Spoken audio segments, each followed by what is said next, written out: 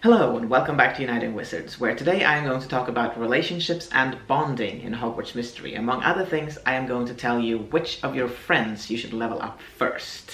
First of all, if you're new to this channel and you're interested in spoiler-free tips and tricks for Hogwarts Mystery, go ahead and subscribe and hit the little bell, because that is, among other things, the kind of content that I put out. Now remember that these kinds of guides are always a little bit subjective. I will tell you some very objective things, some things that are exactly how friendships in Hogwarts Mystery work, but when I'm giving you tips on what to think about and what to do first, that is my way of playing the game and it might not be yours. If I miss anything in this guide, please check the pinned comment, because I might be correcting myself there. If there is no pinned comment, or if the information you want isn't there, go ahead and leave a comment with the correction or the question you have, and I will do my best to answer you. Also let me know in the comments, who is your favorite character in Hogwarts Mystery? And or who is the character you absolutely cannot stand? My answer will be in the comments. So this episode is about friendship in Hogwarts Mystery. It is not about dating, because as of now, August 29th of 2018, when I'm recording this, dating is coming to Hogwarts Mystery. That has been confirmed, but it's not yet here, so I have no tips for you. So instead I'm focusing on friendships, how to strengthen your friendships with characters in the game, and what to think about while you're doing it. There are slight spoilers in this video because I'm going to talk about all of the friends that you can make in the game from year 1 till year 4, but that information is already in the game, so I don't consider it a big spoiler. So who you can be friends with in the game is determined by the game. You can't choose a random character and say, I want to be friends with that guy, because that's not how the game works.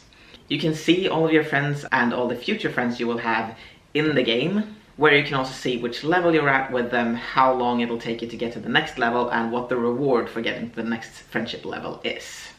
So why are you friends with people, other than the fact that you hopefully like them? In the case of Hogwarts Mystery, sometimes you need to have a certain friendship level with a character to be able to bring them with you on adventures. And I will put a link in the description to a video that Sealman Place made recently, where he tells you which level of friendships you need to have when with which character in order to be able to bring them along. So you level up your friendships by bonding with your friends, and you can do that by playing Gobstones with them, or having a meal with them in the Great Hall, or having Butterbeer in Hogsmeade. That unlocks a little later than the other two. You have to be in year 3, chapter 8 in order to be able to do that. Now these bonding exercises cost a few coins to start, but you probably have those coins because you always have coins. And they also have recommended attribute levels that you should be at before you start the interaction. You can start the interaction even if your attribute levels are lower than that, but if you do, you will lose points for that and it'll be harder for you to level up the friendship. If, on the other hand, your attribute points are higher than recommended, you will get extra points for that and it'll be easier for you to level up this friendship. How many friendship points you get per interaction is determined by which year you're in, and I am showing a graph on the screen right now to how many friendship points you get for these interactions and also how long it takes for the interaction to be available again after you've done it. Now be aware that what I've been talking about so far are interactions that you're able to do outside of the storyline. In the storyline you sometimes also do these bonding tasks, and then you also get more friendship points per interaction than you do when you do them spontaneously on your own.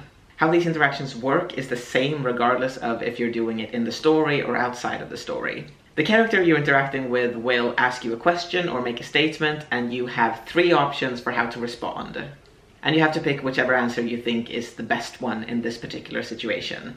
Now it's important that you just check the subject that is up in the left-hand corner, because for example when you're playing Gobstones, sometimes what you want to do is distract your opponent. Sometimes you have to answer questions they ask you correctly, and so it's important that you know if you're trying to distract them or if you're trying to beat a quiz. Anyway, out of these 3 answers, there's generally at least one green answer. That is the correct answer, and it gives you 10 points.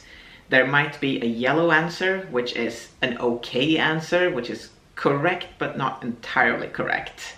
That awards you 5 points. And there's always at least one red answer that is completely wrong, and that loses you 1 point. In these interactions outside of the story, you need 40 points to get all 3 stars. In the interactions inside of the story, you need more points, but you also get asked more questions, so you have a higher chance of getting those points. And if you don't manage to get all of those 3 stars, you still get some friendship points, just not all of them.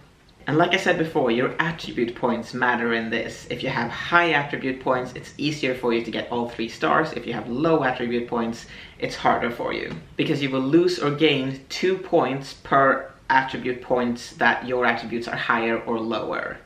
That was confusing. Okay, say the recommended courage level you have for this particular friend is 20. If your courage level is 18, you will lose 4 points towards the stars. Meaning if you answered correctly, you got a green answer, you got 10 points, 4 of those points will then be taken away. And that is no fun, and it actually makes it impossible to get all the 40 points in these interactions, because you only have 4 chances, you can get a maximum of 10 points per answer, and if any of those points are taken away from you, you will not reach the 3rd star. On the other hand, if your recommended attribute point is 20 and your attribute point is 23, you will gain 6 points extra. So if you get a green answer, you will get those 10 points plus 6. So that's a reason to try to up your attribute points. If your attribute points are too low for a particular friendship, don't try to do that interaction before you've upped the attribute points. So why do you care which level your friendship is? Like I said, there are instances where you need a certain friendship level in order to be able to bring that friend on an adventure or to interact with that friend in the story. But also every time you level up a friendship, you get a reward. And these rewards are gems for a couple of levels and then energy for a while, and when you get to level 10, you get a clothing accessory, or in some cases the character's specific hair, or you get Rowan's glasses, for example. I am showing on the screen right now all the rewards for reaching level 10 with each friend up until year 4. Beware that, for example, you're getting Tonk's hair. Tonks has pink hair in the game, but you will not get the color, you will just get the hairstyle. That's a bit sad, but that's the way it is. So what should your strategy be? Who should you level up first? There are different schools of thought here. Personally, I try to interact with all of the friends until they are almost at the next level, so that if ever I need that extra push of energy, I can go do an exercise with them and get 5 or 10 or 15 extra energy. And the thing to be aware of is that that extra energy that you get rewarded when you level up a friendship will stack on top of the energy you already have, even if your energy bar is full. So you don't have to wait and get rid of that energy before you level up a friend. Another tip is to try to level up Bill as a friend first, because Bill is 2 years older than you and thus will disappear as a friend after year 5. And if you haven't already gotten to level 10 with him, you won't have a chance to do it after that. So that's a good thing to keep in mind. Another thing to keep in mind is that Charlie and Andre take a lot of effort to level up their friendships. As you can see on this graph, it takes quite a while to get them up to the next level. So if I've got nothing better to do, I try to focus on them just because they take so long. They're very high maintenance friends. Anyway, those were the tips I had. Again, if I've missed something, check the pinned comment. If it's not there, let me know in the comments so that I can correct myself. And again, let me know who is your favorite character in Hogwarts Mystery, or who do you hate? You can answer both if you want. Thank you so much for watching, and I will see you in the comments.